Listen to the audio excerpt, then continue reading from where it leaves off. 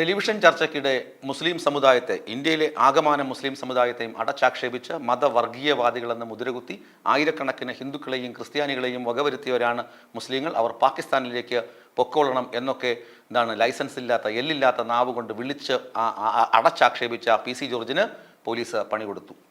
Erattupetta police PC. ജോർജിനെതിരെ കേസെടുത്തു. മതസ്പർദ്ധ വളർത്തൽ, കലാപ ആഹ്വാനം തുടങ്ങിയ വകുപ്പുകൾ ചുമത്തിയാണ് പി.സി. ജോർജിനെതിരെ കേസെടുത്തത്. കഴിഞ്ഞ ദിവസം ഞാൻ ഈ വാർത്ത അവതരിപ്പിച്ചിരുന്നു. ഞാൻ അപ്പോൾ പറഞ്ഞിരുന്നു, സ്റ്റുഡൻസ് ഇസ്ലാമിക് ഓർഗനൈസേഷൻ്റെ പ്രസിഡന്റ് അബ്ദുൽ വാഹിദ് പരാതിയുമായി രംഗത്തെത്തിയത്.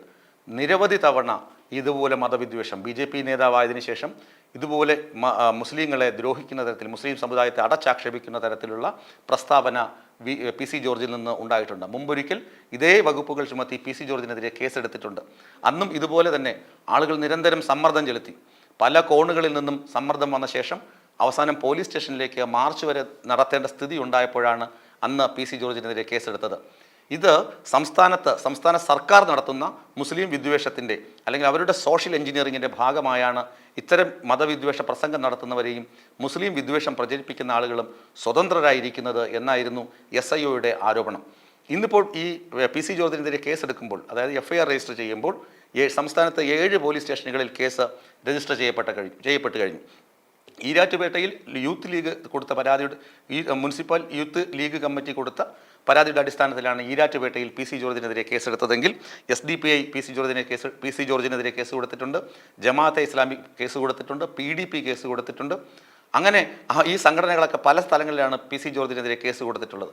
അവിടെയൊക്കെ പോലീസ് സ്റ്റേഷനുകളിൽ കേസ് രജിസ്റ്റർ ചെയ്യപ്പെട്ടു. അങ്ങനെ പി.സി. ജോർജിന് നല്ല പണി പോലീസ് കൊടുക്കും എന്ന് പ്രതീക്ഷിക്കാമെങ്കിലും പി.സി. ജോർജ് പറഞ്ഞ മറ്റു ചില കാര്യങ്ങൾ കൂടിയുണ്ട്. പാലക്കാട് BJP തോൽക്കാൻ കാരണം P.K. Kunhalikutty, KT Jaleel, SDPI, Jamaat-e Islami ഇവരെല്ലാം കൂടി ശ്രമിച്ചിട്ടാണ്, അതായത് മതവർഗീയവാദം പരത്തിയത് കൊണ്ടാണ് പാലക്കാട് BJP തോറ്റുപോയത്. ഈ കഴിഞ്ഞ ഉപതെരഞ്ഞെടുപ്പിൽ രാഹുൽ മാങ്കൂട്ടത്തിൽ മിന്നുന്ന ജയം നേടിയ മണ്ഡലത്തിൽ BJP തോറ്റുപോകാൻ കാരണം മതവർഗീയവാദം ഉയർത്തി P.K. കുഞ്ഞാലിക്കുട്ടിയും KT ജലീലും ഒക്കെ കളിച്ചത് കൊണ്ടാണ് എന്നാണ് പി.സി. ജോർജിൻ്റെ വാദം. ചാനൽ ചർച്ചയിലാണ് ഇതൊക്കെ പറഞ്ഞത്. ഈ ചർച്ചയുടെ വീഡിയോ സഹിതമാണ് പോലീസിന് പരാതി കൊടുത്തത് യൂത്ത് ലീഗ്. അതുകൊണ്ട് തന്നെ ഇനി തെളിവുകൾ തേടി പോകേണ്ടതില്ല. ഈ വീഡിയോ മാത്രം മതി പി.സി. ജോർജിനെ പൊക്കി അകത്താക്കാൻ.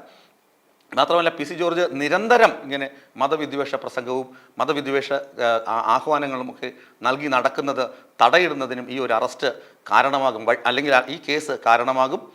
മാത്രമല്ല, സർക്കാരിൻ്റെ സോഷ്യൽ എഞ്ചിനീയറിംഗ്, സാമൂഹികമായ ഇടപെടൽ കൊണ്ടല്ല പി.സി. ജോർജ് എല്ലില്ലാത്ത നാവ് കൊണ്ട് ഓരോന്ന് വിളിച്ചു പറയുന്നതെന്ന് ഒരു സന്ദേശം ഈ യൂത്ത് ലീഗിനും അതുപോലെ തന്നെ SIOക്കുമൊക്കെ ലഭിക്കുന്നതിനും ഈ പോലീസ് നടപടി കാരണമാകും എന്ന് നമുക്ക് പ്രതീക്ഷിക്കാം.